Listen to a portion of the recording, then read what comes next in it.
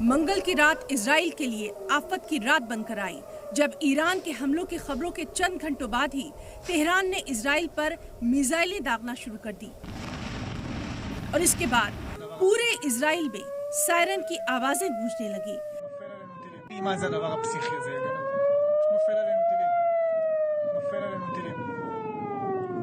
لوگوں کے لیے بم شیلٹر میں جانے کے اعلانات ہونے لگے۔ ایران کے سرکاری ٹی وی پر اسلامک ریولوشنری گارڈ کور کی طرف سے بیان جاری کر حملے کی تصدیق کی گئی۔ اسرائیلی ڈیفنس سروسز کے مطابق ایران کی طرف سے تقریباً 180 میزائل داغی گئیں اور حملے میں کسی کے شدید طور پر زخمی ہونے کی خبر نہیں ملی ہے۔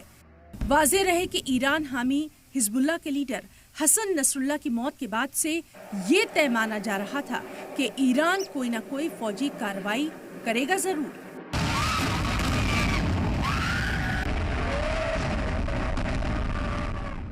ایران نے ایک کے بعد ایک ہائپر سونک میزائل اسرائیل پر داغنی شروع کر دی۔ بیت المقدس کے اوپر سے میزائل کا ویڈیو سامنے آنے کے بعد یہ طے ہو گیا کہ ایران اب پوری طرح اسرائیل کو جواب دینے کی تیاری میں ہے۔ سب سے پہلے اسرائیلی ڈیفنس فورسز کی طرف سے جاری بیان میں لوگوں کو محفوظ مقامات پر جانے کے لیے کہا گیا۔ ساتھ ہی کہا گیا کہ اسرائیلی فوج ان راکٹس کو مار گرانے میں لگی ہوئی ہے۔ اس وقت ایران کی طرف سے داغی گئی میزائلیں اسرائیل کے آسمان پر دیکھی جا رہی تھیں۔ حملے کے لیے اسرائیل کے وزیر اعظم بنجامن نیتن یاہو کو محفوظ مقام پر پہنچایا گیا۔ نیتن یاہو کے ساتھ دوسرے وزراء بھی انڈر گراؤنڈ ہو گئے جس سے ان کی جان بچ سکے۔ اسرائیل نے کہا کہ اس کا ایئر ڈیفنس سسٹم پوری طرح سے کام کر رہا ہے۔ اس کے بعد ایران کے اسلامک ریولوشنری گارڈ کور نے وارننگ دی کہ اسرائیل نے جوابی حملہ کیا تو مزید میزائلیں داغی جائیں گی۔ کافی طاقتور مانے جانے والے ایرانی ریولوشنری گارڈز نے کہا کہ یہ حملے حماس کے لیڈر اسماعیل ہانیہ، حزب اللہ کے لیڈر حسن نصر اللہ کی موت کے ساتھ ساتھ لیبنان کے لوگوں اور فلسطینیوں کی موت کے جواب میں کیے گئے ہیں۔ ایرانی نیشنل سیکیورٹی اور خارجہ پالیسی کے چیف ابراہیم عزیزی نے ایران کے سرکاری ٹیلی ویژن سے کہا کہ حملوں کا یہ پہلا مرحلہ تھا۔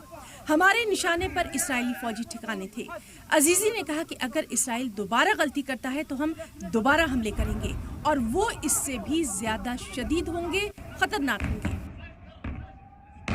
حملے کے بیچ وائٹ ہاؤس کی طرف سے جانکاری دی گئی کہ صدر جو بائیڈن اور نائب صدر کملا ہیرس ایران کے حملوں پر نظر بنائے ہوئے ہیں۔ حملوں کے بعد امریکہ کی طرف سے رد عمل بھی سامنے آ گیا کہ امریکہ پوری طرح سے اسرائیل کی حمایت کرتا ہے۔